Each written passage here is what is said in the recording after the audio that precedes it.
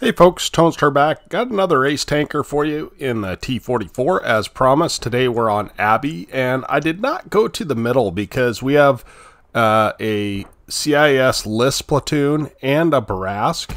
And so I kind of figured they would go towards the middle, and I really don't want to face like a Progetto 46 at close range or a Skoda T-27. So I'd rather play on the heavy side. Now, one thing that you'll notice, one is we don't have a lot of help, but one thing that you'll notice, a lot of guys say, oh, go to the heavy side and then just pull out and shoot them when they are not looking or reloading, okay? And that's great advice, and I've tried it in my T-34-3. It just doesn't work. The gun handling is just too bad. The pen is not good enough. Whereas in this tank, the gun handling is good enough to actually pull that off. And so we're going to get a little bit of that action. But we're waiting for our team to kind of come up and support us. But it looks like they are both on the low road, the T-28 and the Tiger II. So I decided to maybe take this high road. But I should have waited, right? I should have waited, but I did not. And suddenly I've got a T-44, and I've also got a Progetto here. So the Progetto tracks me, and I do not want to take damage. So now we're just going to get hull down against these guys, right? And this position is great because one is there's only one arty, and so chances of him targeting me are less, and also I'm giving a hard shot to him. So once again, I pull a little bit too far out, but we're able to track that T-44, and that is going to spell demise for him as we track him and set him on fire. So we've got a Tiger II, and actually that's a pretty good tank. So we've got a Tiger II on our team that is helping me out, thank goodness. And I'm willing to kind of move up and see what I can find here. And Artie hits me even though I am unspotted. So it looks like our heavies are being pushed by the enemy team. And so I would like to assist if I can.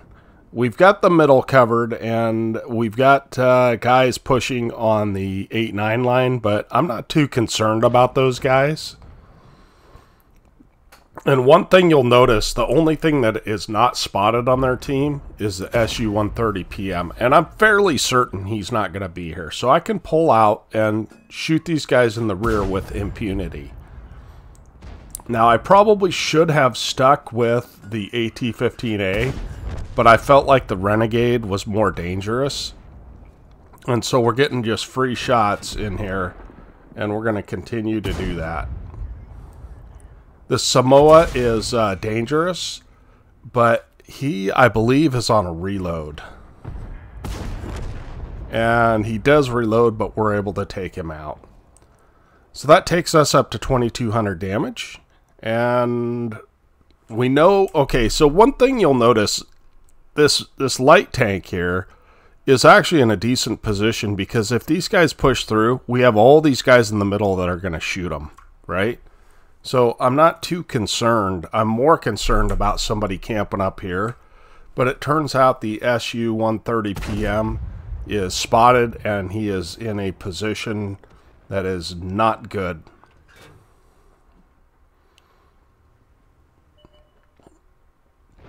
So I was unaware there's a rock right in front of me. That's why I can't get shots.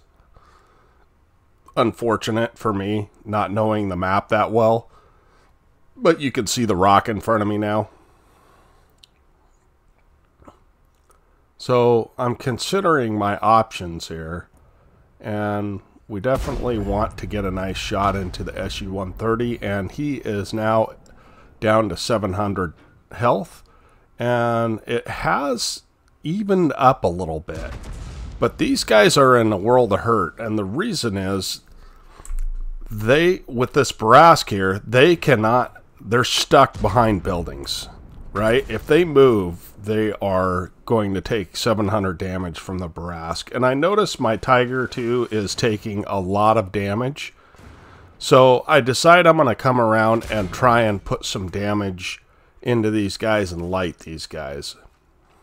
There is a Skoda T27, and he does do a little bit of damage to us, but we're lighting these guys up, and we're able to get a nice snapshot onto that SU-130 PM. And we also get a shot in the Arty. That's 6 kills for us. We're happy with that. And I'm expecting that Skoda to be shooting at us, but he is not. And I'm kind of hoping I can climb up this, but no avail. So, but we do have a Progetto 46, and I'm going to let him go ahead and go. I'll take the first shot and try and kind of get this guy's attention. And then it's Barask time. But we're able to take him out, and lo and behold, the T27 shows up, and we put a nice tracking shot into him. And I'm going to do something stupid here, you guys. I just want you to know, I was really hoping to track that guy. And he drowns himself, which is, I mean, that is so stupid. But we end up on the soap rocks, and we're going down, boys. So that's the end of our game, unfortunately. But still, 3,600 damage and 840 assist. And I'll let you guys watch the rest of the game because my team asked me, what are you guys doing? Why did you do that? And it's unfortunate that we did, because we could have gotten some shots on that M41 Rev. I just really hate it when people drown themselves. Arty does it regularly, but a Skoda does it too in this case.